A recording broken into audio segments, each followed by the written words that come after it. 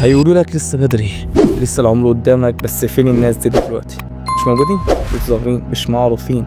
ده بالظبط اللي هم عايزينك توصل. اكيد محدش هيحب يشوفك احسن منه، مفيش حد هيشدك لفوق غير نفسك. انت لازم تسأل ليه لسه ما وصلتش؟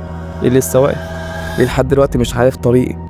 انا المفروض اعمل ايه؟ المشكلة انك عارف بس ساكت، ساكت عشان خايف، مش قادر تعافر، مش قادر تحاول، مش قادر تضحي بشوية وقت، شوية راحة، شوية مجهود. عشان ايه؟ عشان قاعدة على قهوة ولا ضحكة مع ناس مش هيفرق معاهم مستقبلك في حاجة. اسأل نفسك بصدق، هل انت راضي تكون ولا حاجة، ولا عايز تعرف انت مين؟ انت مين؟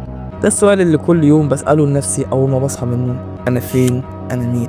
هل انا الشخص اللي نفسي اكونه، ولا اللي اهلي مستنيين اكونه، ولا المجتمع شايفني لازم ابقى عليه؟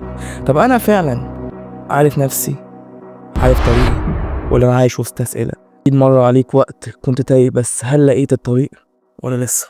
اسمع للاخر، الحياة مش سهلة، والناس مش دايما عندهم حق. حتى اهلك، حتى اقرب ناس ليك ممكن يكونوا مش فاهمينك. لازم تتغير، لازم تغير تفكيرك، تغير طريقتك، وتبدأ تفكر في انا عايز ايه، مش هم عايزين ايه. لان في وقت هتلاقي نفسك لوحدك، من غير شخصية ولا هدف، ولا حتى عارف كنت بتعمل كده ليه.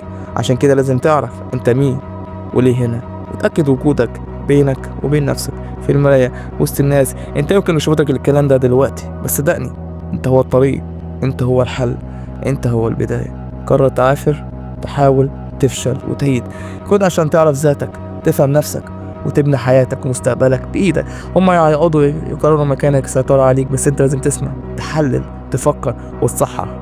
مش تسمع وتنفذ. كلنا بنغلط، بس مش كلنا بنتعلم من الغلط.